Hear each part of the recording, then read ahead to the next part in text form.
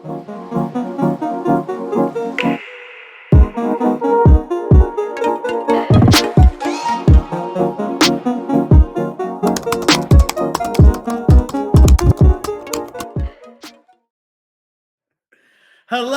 everyone. Thank you so much for taking out the time of your very busy schedules to join us today on JustinTIME for StoryTime. I am your host, Justin Stephen Ford, and the author of the diverse picture book back there, I See Me. And we're on a mission here today. We're on an extraordinary mission to share captivating stories that not only entertain, but inspire. And ultimately, we really want to become a children's book community. What does that mean? Whether you are an illustrator, a self-published author, literary agent, or just a parent or someone who wants to find a great book for the very special kiddo in your life, that's what we're here for, and we're doing all the work for you. So without further ado, you are just in time for story time. Now today, we have a very, very special guest. And what I'm going to do, I'm going to bring in our guests now, intro them up, and then have a great conversation. So let's do that now. Hello. It's so good to be here with you, Justin. Thank you for having me. I'm so glad that you took the time. Listen, I'm a little starstruck at the moment, so I'm trying to really compose myself and act professional. You are professional. You know, I get told that so often. I'm starstruck, and I'm like, by who? By you. So how about this? I'm going to intro you up a little bit, and then we're going to have a little bit of a conversation. Sounds good to me. Okay, perfect. So this is our guest today. You see these beautiful illustrations on the screen. Has attended both School of Visual Arts and FIT, the Fashion Institute Technology of New York, where she studied fashion and children's illustration. She loves things all vintage, and it shines through her designs, which we can see here, which run the gamut of fun and whimsical to stylish and sophisticated. She celebrates self-love and acceptance of all cultures through her work and hopes to inspire young readers to find their own voices and see their unique experiences reflected in the books that they read. Listen to this. Her illustrated book, The King of Kindergarten, hit the New York Times bestseller list at number 7 in its first week out. She's also the author and illustrator of Grandma's Purse, Just Like Me, one of my favorites, Becoming Vanessa, and her most recent release, Nesting Dolls. Please welcome to JustinTIME for Storytime, Vanessa Brantley-Newton. So honored to be here. What an intro. So honored to be here. Definitely. We are so honored to have you. And like we said in our intro, it's an honor to have you because we're really creating a children's book community and a platform, you know. So whether you're an illustrator, an author, you do both, which I think is amazing. But we're really just trying to, when I started writing my book, I See Me, I had no clue on where to start, no clue on what to do. So not only is it a resource for people who want to start writing a book, but there's so much going on in the world right now. And it's just a positive place. We see we have yellow around us. So we just want to put some positivity back into the world. So let's do that today. Yes, absolutely. All right. So to get started, I know I gave you a little intro, but tell us a little bit about yourself. Oh, well, I am a Brick City girl from Newark, New Jersey. Born and raised, and I am just 60, just turned 60. You look good. Thank you. Turned 60 October 3rd. And just released, thank you so much, just released another book called Nesting Dolls. I really have a heart for children. I think I'm still pretty much Justin 5 years old myself. Literally. I'm still 5. I want to stay 5. 5 will keep you alive. It really is. You know? I'm just going to say 5 will keep you alive. Absolutely. I enjoy being with children sometimes more than I enjoy being with adults. They have interesting conversations for me, but also because as a child, I didn't get to see myself in picture books at all. It was 1963, the year I was born, and it was right in the middle of the civil rights movement. So people were marching for, how can I say, more important things at the time, you know, to be able to live in a nice neighborhood, to be able to have a good job, to, you know, to go to good schools. That was more important. So children's books, it wasn't, you know, something to really think about. But my mom and dad wouldn't purchase anything, even if it was in a Woolworth or, you know, a value store that did not have a Black face or a Black child within it. So I didn't have a lot of books as a child. So I became the family storyteller. Listen. Okay. And I would sit and I would tell stories to my little sister Coy, and you know, never thinking that it would amount to this, you know, doing something like this. It's just I could tell my own stories, and I could include Black girls and boys that look like me, or other brown children that look like me. And that was very, very empowering, even at that age, and even not being able to see children like me that look like me that I could identify with. But I had a wonderful teacher named Mrs. Russell who took me one day and put me on her lap and read me The Snowy Day. And it was the first time that I had ever gotten to see a Black child be the protagonist of a book and be beautifully drawn. That was the most important thing to me, because I love to draw. So I've been drawing since I was 3 years old. And I am dyslexic. I have something called synesthesia, which is the ability to see, smell, feel, taste, and hear color. Right? And I'm also a stutterer. So it's a lot with Vanessa. Vanessa is, I wasn't meant to fit in. I was truly meant to stand out. So I can say it's, you know, it's, we spend so much time trying to fit in be perfect square boxes that don't work. They just don't work. You know, you don't fit in because you're not pretty enough. You're not skinny enough. You're not, you know, smart enough. You don't come from a really good background or whatever. All those different things. And I'm just kind of, at this age, I don't give a flip. I'm good.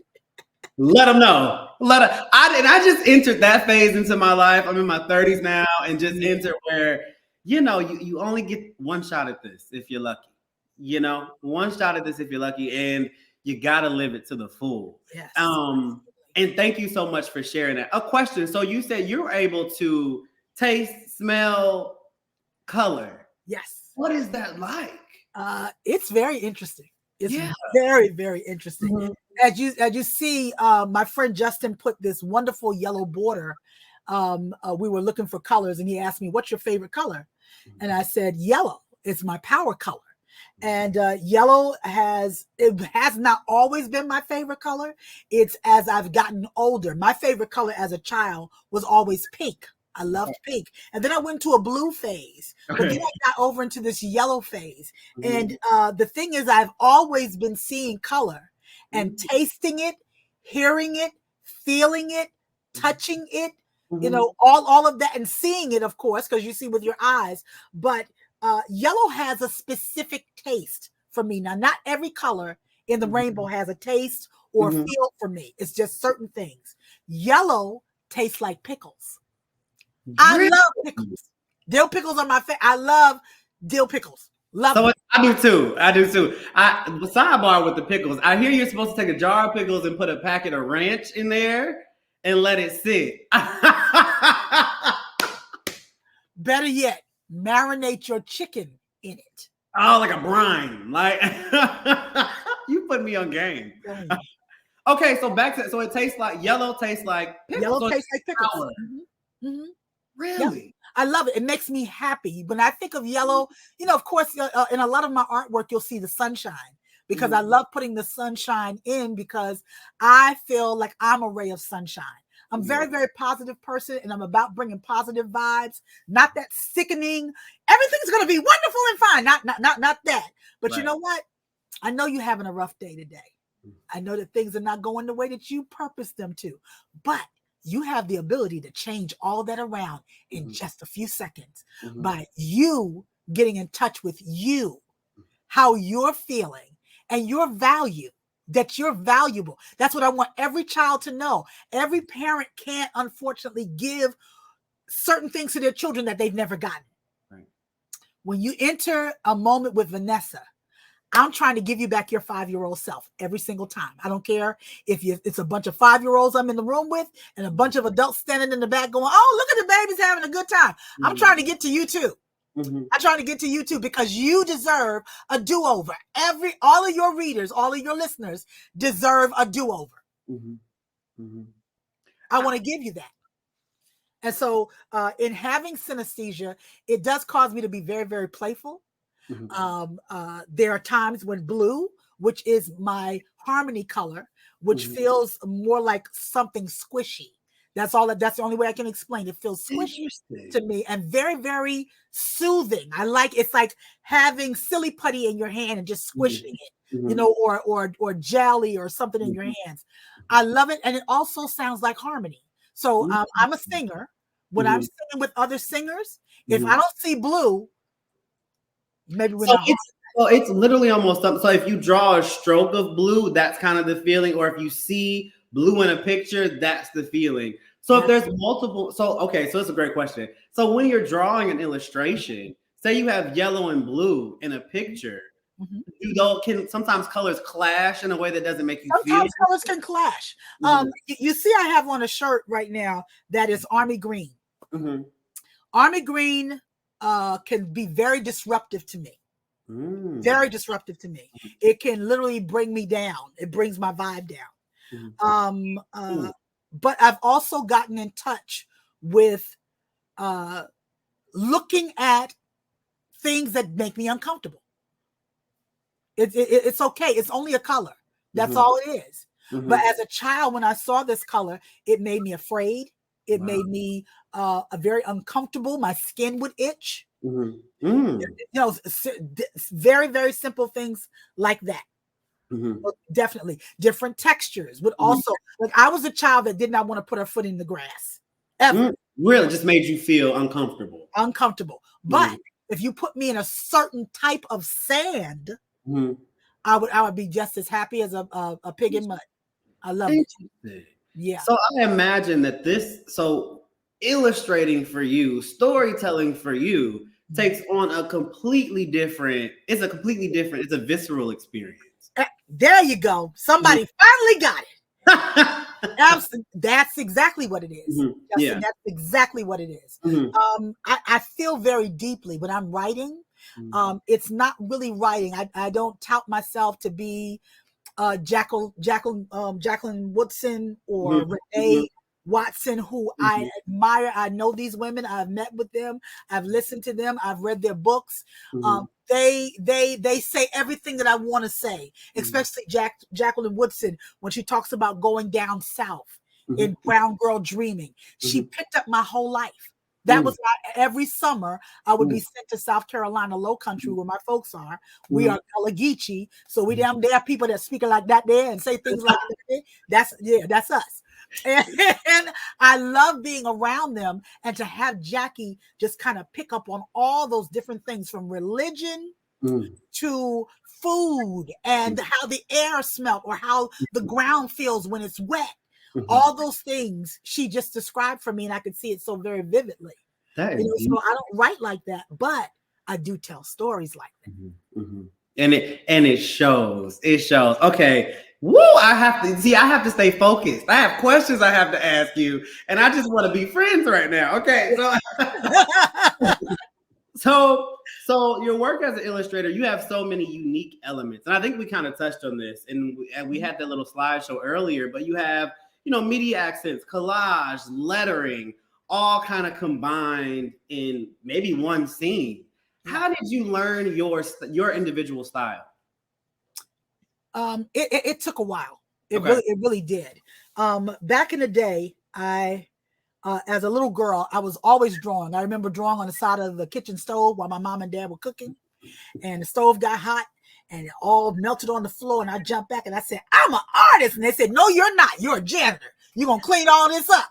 And so I cleaned it all up, and they sent me to my room, and I went in my room and I drew some more because that was just something that was a part of me. Mm-hmm. My mother was a milliner and made church hats. Okay. And she taught me how to make church hats. And it's how I kind of got into fashion. My mother was a fashionista on steroids. The woman was just gorgeous everywhere she went. She handmade clothes.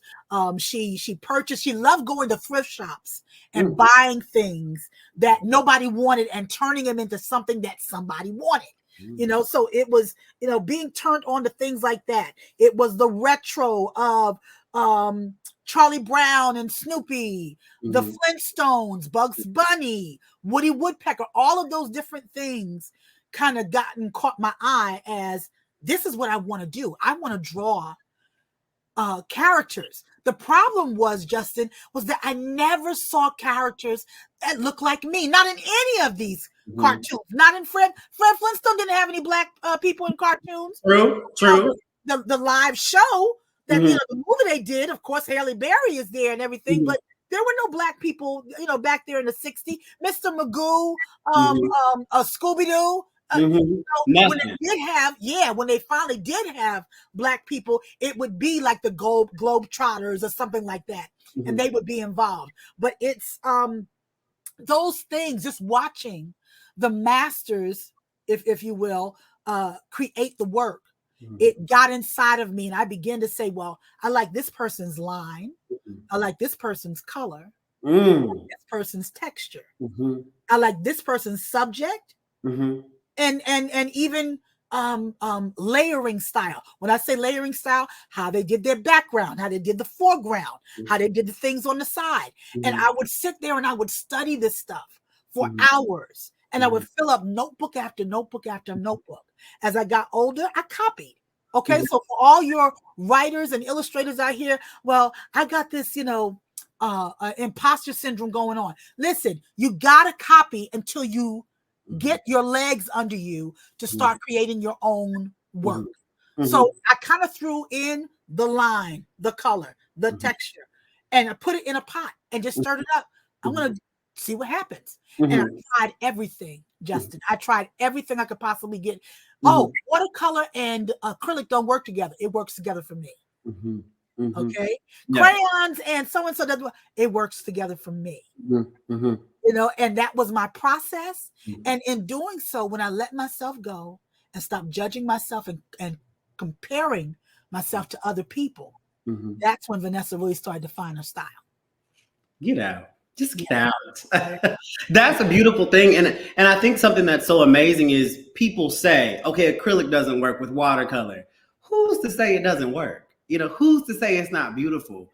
So I think that's a beautiful message in itself, that even if in our gut we feel like we have something and we don't think the masses will accept it, do it anyway. Do it anyway. I totally agree with you on that one. We're looking, I tell people I'm not in competition. I am always in creativity. Always in creativity. Two different C's. But the C that I choose is creativity. Creativity causes me to go a little bit deeper. Okay. And when I go deeper, there are some people who like mediocrity. They like copying each other. I can copy you maybe once or twice. After I find out what the process is, or I figure out what the process is, I'm quick to go off, and now I got to do it on my own and find something that excites me. And that makes all the difference in the world. And so you come out of the copy and you begin to embrace who you are, the good, the bad, the ugly. Everything that comes out of my pencil is not for everybody to see. I don't even want to see it sometimes. But to get it out of me and to get it on paper, I can go back and use it for a reference and make something wonderful out of it. So beautiful. So I had a question here. It was going to be about Snowy Day. And you talked about Snowy Day. So we all, like you said, growing up when you were younger, you didn't have that book. You didn't see yourself. So you see this book. It's called Snowy Day by Ezra Jack Keats. You see this book, and does that make you feel something where you're like, oh, this is for me? Can you describe what that moment was like for you as a little girl? Oh my gosh. I still get emotional every time I think about Ezra Jack Keats. I loved him, even though I never, and you might see me cry, I never got to meet him. I got to meet his niece, but I never got to meet him. And back in the 60s when I was in school, 1968 actually, my parents got together with the community in Newark, New Jersey, to do an experiment Washington, D.C. had on whether Black children could mix with other children of color and what would it look like. So in this particular school, we had Black, Latino, Hispanic, Asian, and some whites we had in this school, within the school. And it was one of the best experiences I think I ever had in my whole entire life as far as school was concerned, because I failed completely through school. But in this particular school, I thrived. And it's because of the teachers that I had. So I think I told you before, I had this wonderful teacher named Mrs. Russell. And Mrs. Russell had the biggest afro, Justin, I think I've ever seen in my whole entire life. It put Angela Davis's... she was out here, right? Too shame. and that's really bold for me to say that. But Mrs. Russell had the biggest, orangest afro I think I've ever seen in my whole entire life. She wore orange dresses and she wore white go-go boots. So personality, I can visually see that. Yeah. And she had these round frame glasses, and she was just everything, and she smelled good. She's a she character. Was not the friendliest teacher. She was very firm and stern with us, but she knew that I learned differently, and she studied me at it. I was afraid to talk because I stuttered so badly. I didn't want to open my mouth to say anything when people are picking on you. Just spit it out, and even adults are saying it to you. You feel so belittled, and you feel, what's the use of me opening my mouth and saying anything? But Mrs. Russell even understood that. And I remember the day she picked me up, put me on her lap behind the screen, and she opened The Snowy Day. I am 60 years old, and I cannot wipe one of these pictures out of my head. Every picture was like Ezra was sitting in my house. And it was because he was. Ezra lived in the ghetto. He didn't, even after becoming an illustrious illustrator, you know, worked in advertisement and then children's books and everything. Viking Press actually questioned him as to why he made Peter Black. And he got in trouble basically almost for it, where he was like, he should have been there all along. What child doesn't enjoy snow? And he lived in an apartment building where Black children mostly live and Hispanic children lived. So Peter really became his muse. And he got Peter, the picture of the little boy that he used for Peter, from a Life magazine that he had in his office or his studio for 21 years on the wall. So he was 21 years in the making. 21 years in the making. And he finally made it. And when I got that book in my hand, it was, Justin, you should have seen me. I would go to the library at school. And every time I could take out The Snowy Day, I would take it out. I would come back, the librarian would say to me, Vanessa, put that book this is your fourth time taking out this book. Did you know that Ezra Jack Keats have other books? He does? And I would go get the other books, and they were good. Don't get me wrong. They were excellent. But Snowy Day was... just resonated. That was in my heart. That was me. That was me. I had pictures of me and my sister in snowsuits. So we thought Peter was our best friend that lived on our block. And, you know, it was just finally to be seen, to literally be seen was so powerful and impactful. And that he did him so beautifully, because before that, Justin, Black children were not drawn beautifully. Right. You know, and this is why my parents were like, oh, heck no, we're not buying that book for you. No, baby. No, the pictures are ugly. We're not doing that. I loved Snowy Day. To this day, I have 25 copies of Snowy Day. There's so many things that you said that I want to talk about, but I think the fact that you said, even watching you explain and express how something that happened so long ago still makes you feel today, is the power of books, right? The power, how they literally, we talk about this, how they can literally transform you somewhere, but they can literally change the trajectory of where you're meant to be, where you're going to go. And it did that for you. And that's beautiful to see. So that leads perfectly into my next question of, you're not just an illustrator. You also are an author. How was that transition from illustrating to putting out a book? Wow. That was not easy. But because I am a musician as well, I'm a singer and musician. And we're going to talk about that. So don't talk too much about that. Just okay. But I think of it as writing lyrics to a song. That's what comes to me. Lyrics to a song. And so the first book that I ever wrote was a book called Don't Let Auntie Mabel Bless the Table. Okay. And this book, I read it every Thanksgiving to my family. And I come online now. I'm going to be going on to Instagram again for Thanksgiving and reading Don't Let Auntie Mabel Bless the Table. And, it's rhyme. And I have a problem with teachers who are feeling, or educators who feel like rhyming does not work for children. Listen to me.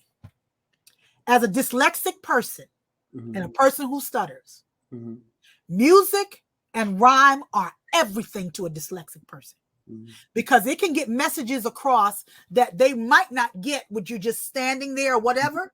So teachers who are into rap and know that children enjoy rap or rhyme, we need more rhymes. Now, in publishing industry, they say the first thing they say is, "Oh, you're rhyming." We don't want anybody rhyming and thinking that everybody wants to be like Dr. Seuss. Right. Well, before Dr. Seuss ever came into existence, there were Black people and people of color who were doing rhymes and doing music for children. Okay, and it's effective. But the story Auntie Mabel was so much about my family, that my family is very mixed, in that these are not just my relatives, these are my family members. People I don't share DNA with as far as physical DNA, but I shared spiritual DNA with them, and that we're friends, and that we're family, and that if I did need a kidney, I could get this one from these people.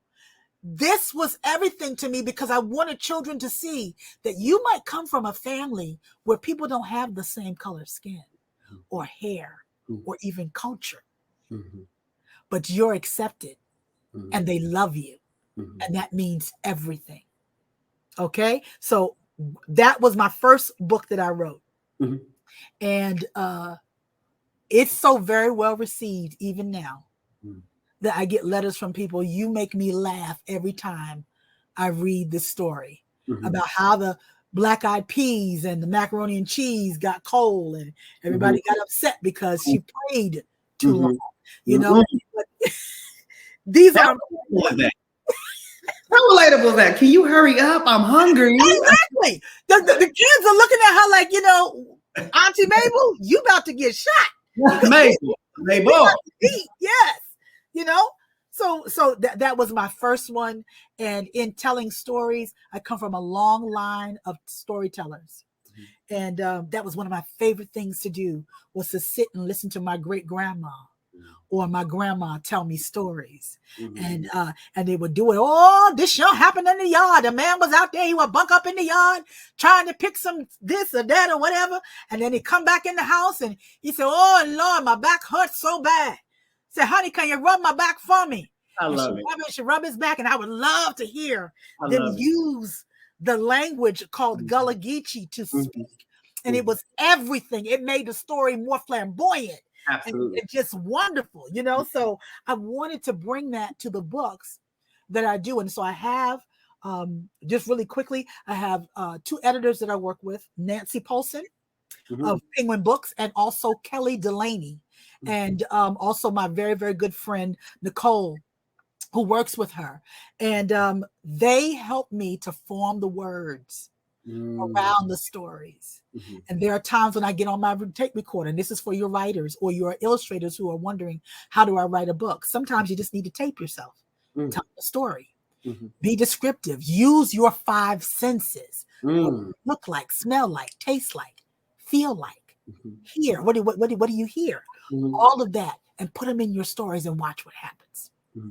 So you're telling me use your life. Yes. Use your life. Yes. Put that into the books. Put those in the books. Don't forget you were a child. That's the thing we do as illustrators and writers. Some of us forget that we're children, even those who are just starting out. You know, when you tell me that you want to write a children's book and you don't have any children's books around you. Yeah. Really? Are you sure? Sure that's like a chef that's never tasted food. I'm using that one. I'm using that one right here. You are, because I'm a foodie. You are absolutely right. That makes sense. Now you and I, okay, this is the moment. It's bold. On my note card, it's bold here. You and I have something in common. My love for music. Music is my passion. Music is, I wake up to it. I go to bed to it. Everything becomes a song.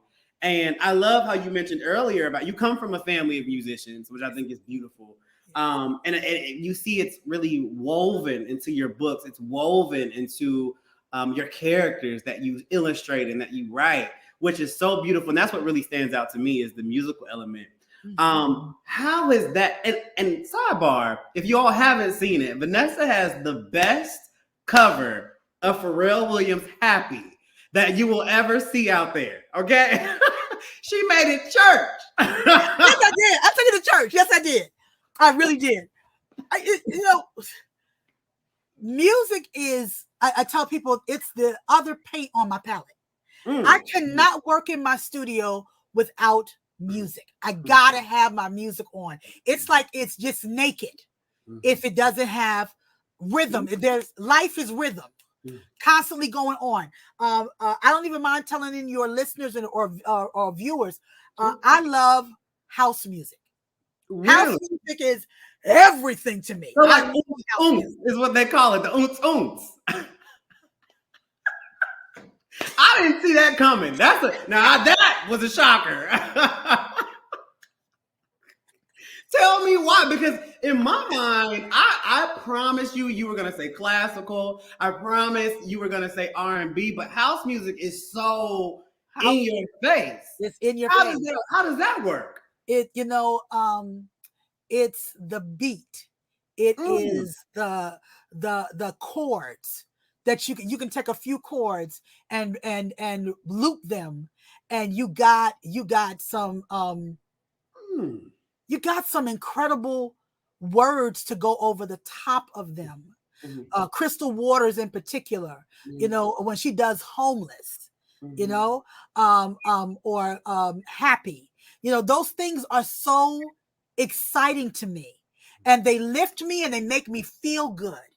And even when we take gospel music and we add house beat to them, it's, especially, Justin, if it's something positive that I want to drive in my head, I have friends who will strip that music from house, and then add a gospel lyric on top of it, and something very, very positive. Back in the day, Clark sisters do "You Brought the Sunshine in My Life," and they go on and do this, but then when it gets to the club, it goes to a whole other level. Everybody got mad at, they're dancing to Christian music or whatever. And back in the day, Pentecostal, I get that. But the words were so positive. You could not say anything negative about the song. It was so positive. It left you lifted. People left, even their clubs, they left lifted. And that's what house music does for me. It gets me out of my seat. It gets me to moving. Grooving. When I paint, it literally, I can feel the different colors that are coming out of my brush or my pen while I'm working, and it's fluid. It's fluid for me. That makes so much sense now, based off everything you said earlier, with how you can taste and feel and see that amount of bass and percussion and all of that. I feel like it would be an explosion in your. Like it is definitely. It's an explosion. Absolutely. I get it.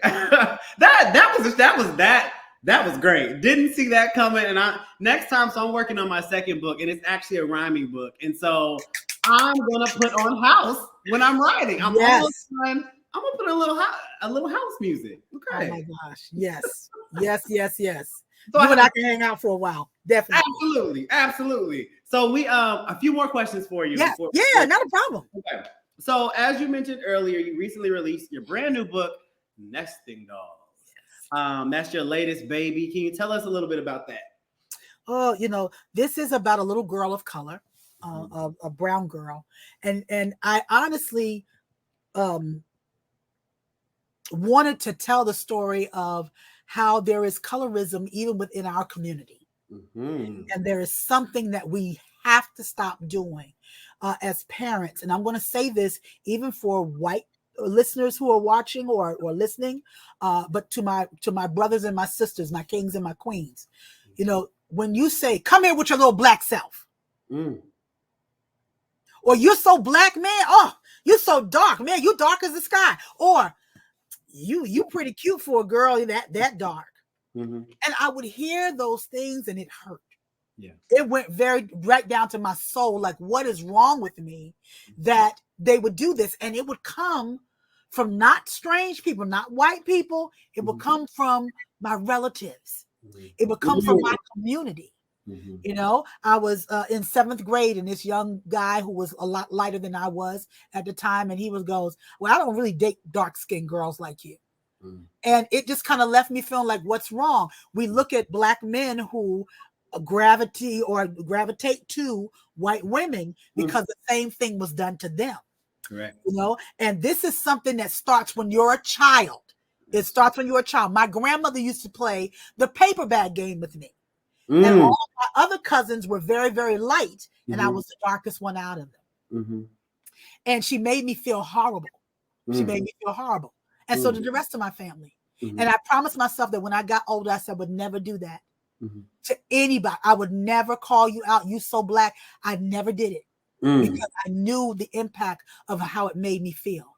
Well, Annika goes down south to visit her grandma and her granddaddy. And she sees that grandma and mom and Sori all are very light, and she's the dark one. So there must be something wrong with me. I'm not able to do what I want to be smart. Isn't she pretty? Sori is so smart, and he helps mom and dad in the kitchen and everything. And you look through the pictures, because a lot of librarians, we don't see the significance or whatever. Why is she doing this kind of book or whatever? And Vanessa, the way she told the story. Well, I think I did a better job, and you might have.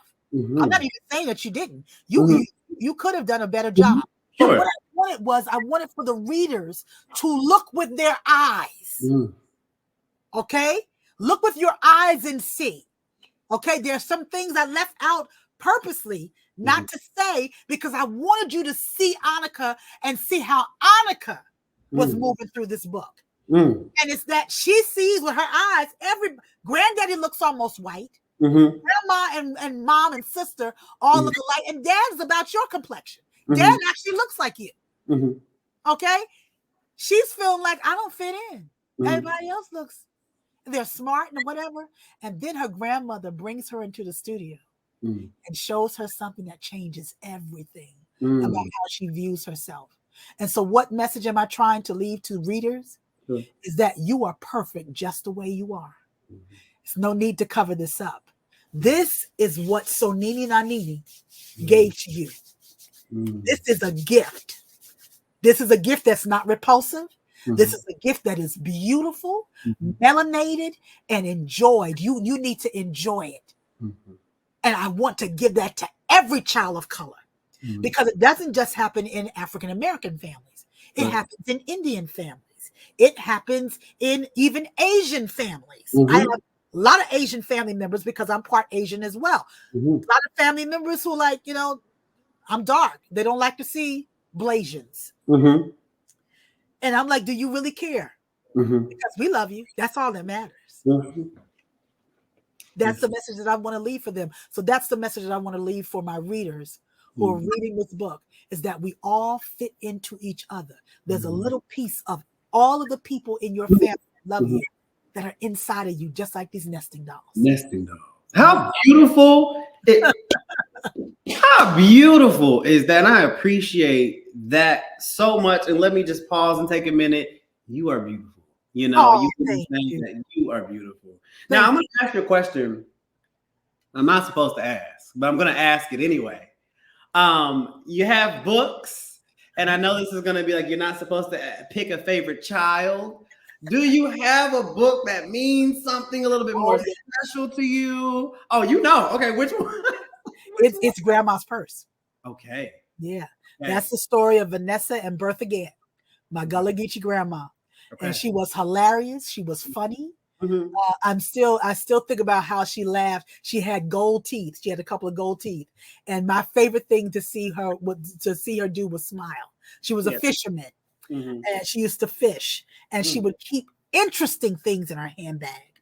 Of course, her lipstick and her compact and her little perfume and some other things that, not for other people to see. But she also carried fishing lures in her purse because she would be out there with the men. My grandfather, who was Asian, also was a fisherman, and that's how they kind of got together.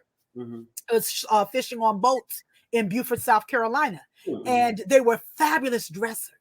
And that's the one thing. I would go to the window, and if you look at Grandma's purse, the opening page is of me at the window, kind of looking and seeing Grandma's hair come through to the door, because she was fashionable, and I wanted my grandma to be fashionable. But Justin, just to sit on her lap and to go through her handbag was everything.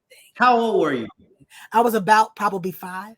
Oh, so you had a big purse. Yeah. You're just And she would get those big tapestry, the ones with all the beautiful embroidery all over it. And it was something else. I remember one day I went through her purse and I found her Coty lipstick. And back in the day, Coty lipstick was so pigmented that it would stay on your face or your skin for at least 3 to 5 days. You got a tattoo. You got a tattoo. You got a tattoo. And she had left, and she said, "Nessa, where you at, baby? You in there in my purse." I told you not to touch my tings now. You know better. What are you doing up in there? And I walked in, and she walked in. I had lipstick all around my mouth. I tried to wipe it off. You said, huh?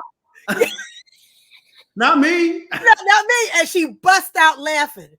Oh, she laughed. I mean, she laughed till she cried.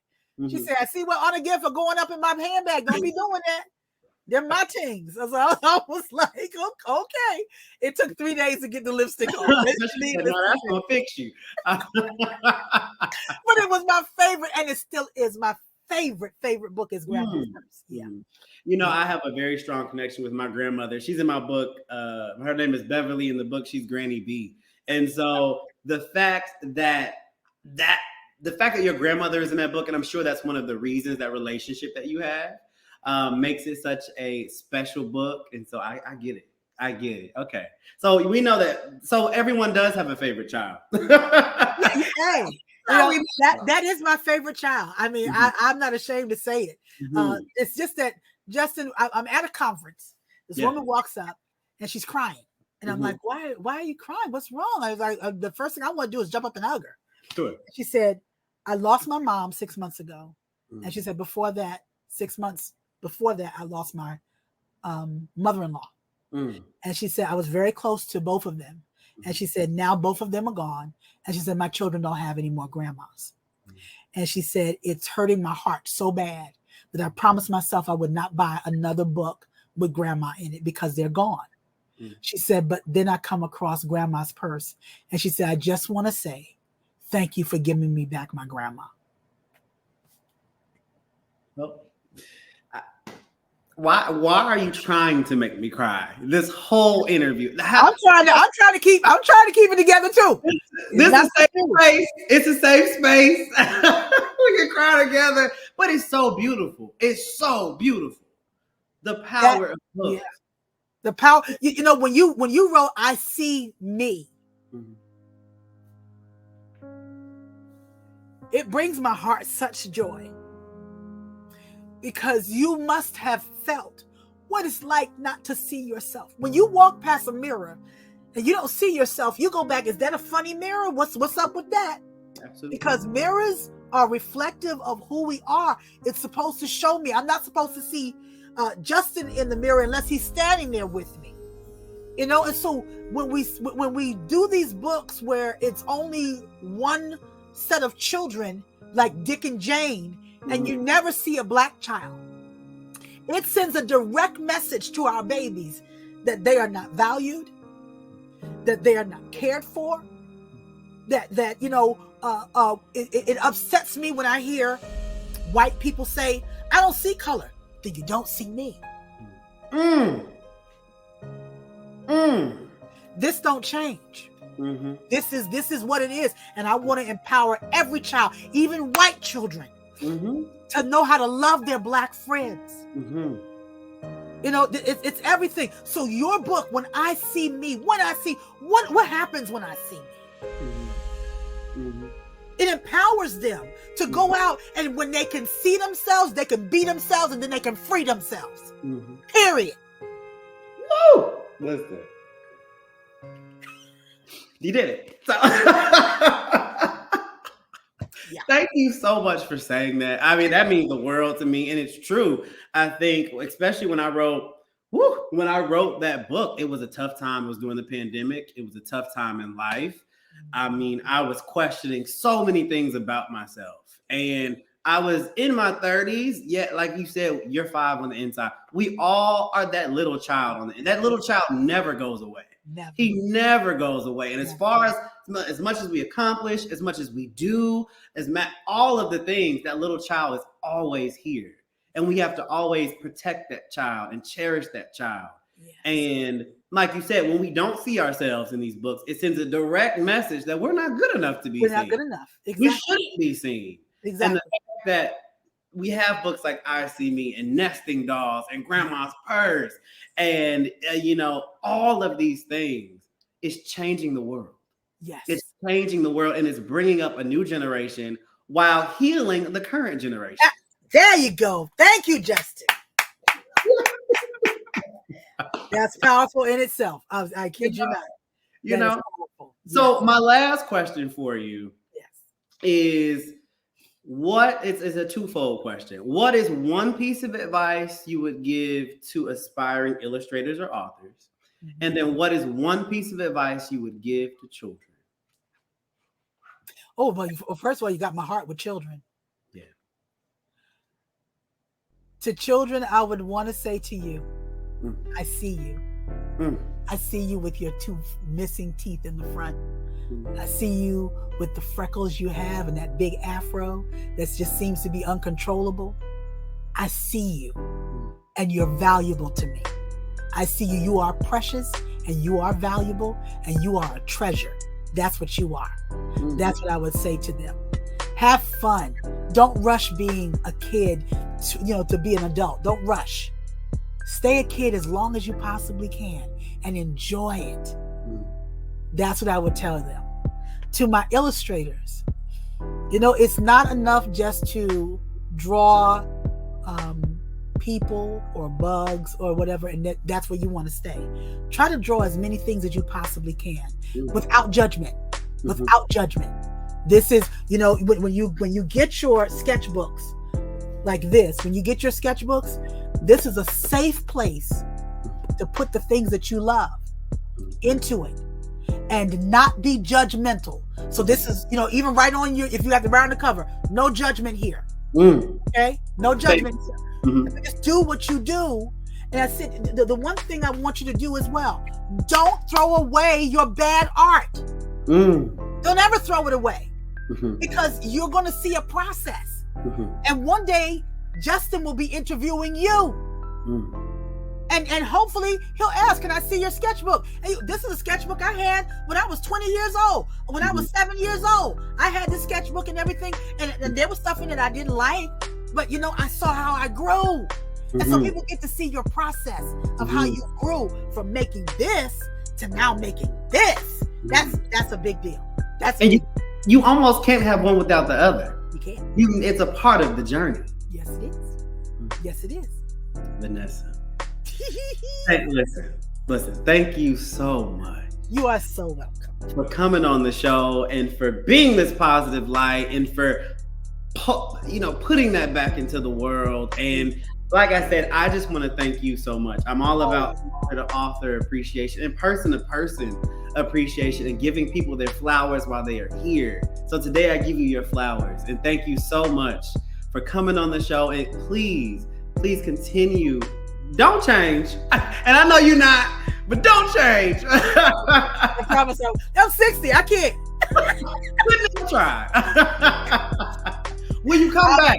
Yes, I will. I'll be 5 years old when I come back next time. I'll still be 5. Perfect. Thank you so much. You're so welcome. I'm going to exit you, but please stay. Yes, we'll absolutely. But thank you so much for coming on Just in Time for Storytime, and we'll talk to you very soon. Yes. All right. Take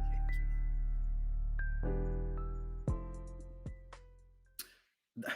Listen, I'm speechless right now. I have to compose myself. That was another episode of Just in Time for Storytime, and that's the reason we do this show. That's the reason I do this show and started to do this show, is because of interviews like this. It's bigger than just books. It's about life. It's about transforming life, changing lives, impacting lives, positive messages. You turn on the TV, there's so much negativity going on in the world. You turn on Just in Time for Storytime, and this is what you get. Beautiful people, beautiful experiences, changing the world one book at a time. That's all I have for you today. My name is Justin Stephen Ford. You're Just in Time for Storytime. See you next time, guys.